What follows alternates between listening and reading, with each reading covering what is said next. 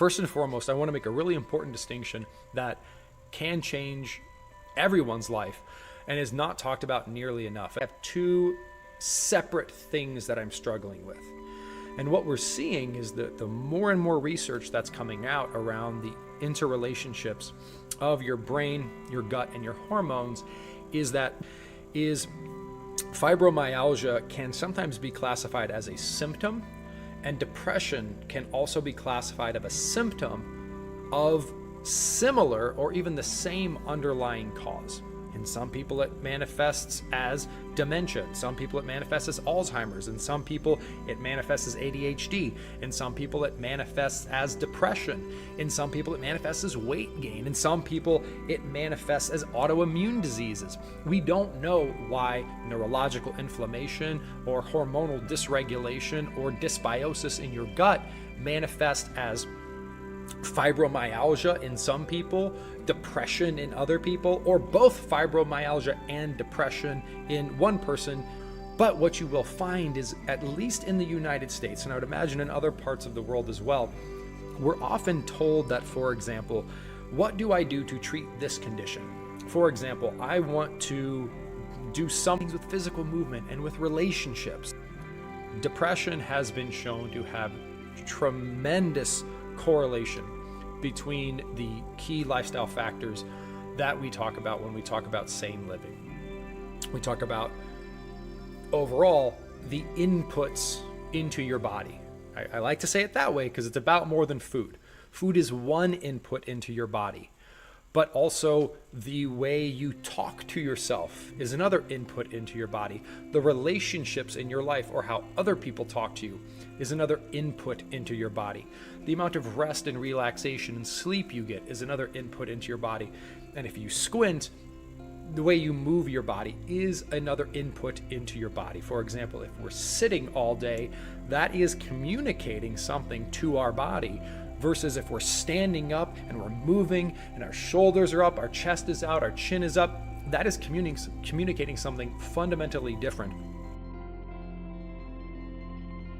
It's about way more than food. Holy moly, is this about way more than food? Food is usually what happens down here, right? Food is not. Like, the problem is I eat Twinkies Tuesdays at 5 p.m. No way. That is a thing that we do as a result of this, which is the thing that we do as a result of this, which is the thing that we do, right? It's about crowding out the insanity with an abundance of sanity. And I promise that when you do that, it's not going to happen overnight. It's not going to happen tomorrow. You're hopefully going to have a wonderful motivational time, and you're going to make a decision to do one thing in the right direction tomorrow. Small process goal in the right direction tomorrow. And then one small thing the next day, and one small thing the next day, and one small thing the next day. And after 100 days, you're going to look back today and be like, holy crap, I can't even believe where I am. You have a choice. And maybe you will take a step off track, but maybe it'll be a smaller step. Maybe it'll just be one step instead of two steps. And then maybe because you have awareness of what's going on, you'll have awareness that you've taken one step off track. And then you'll have the awareness to say, I'm going to take a step back on track. Whereas previously, maybe you didn't have the awareness, you stepped off track, you took another step off track, you took 4 more steps off track, you took 8 more steps off track, and then you felt ashamed that you took 8 more steps off track, and because you felt ashamed that you took 8 steps off track, you then took 25 more steps off track, and then you get into a shame cycle of feeling ashamed that you're ashamed, and it just stacks shame on top of shame on top of shame. It's no fun. The antidote to all of that is awareness and choice, being able to pop out of it. I'm sure we can all think about times in our lives when we struggled. And we look back at them with a different perspective. This thing that seemed like a tragedy, it seemed like a crisis in the moment. We look back on it with perspective, we step away from it, we have a different mindset.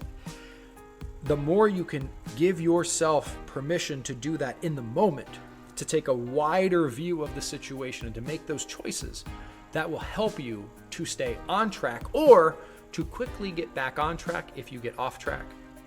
What is required is to focus on getting the big things right consistently and gradually making improvements over time.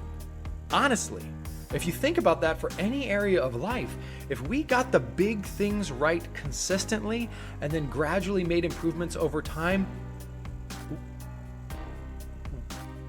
how could we not reach our goals?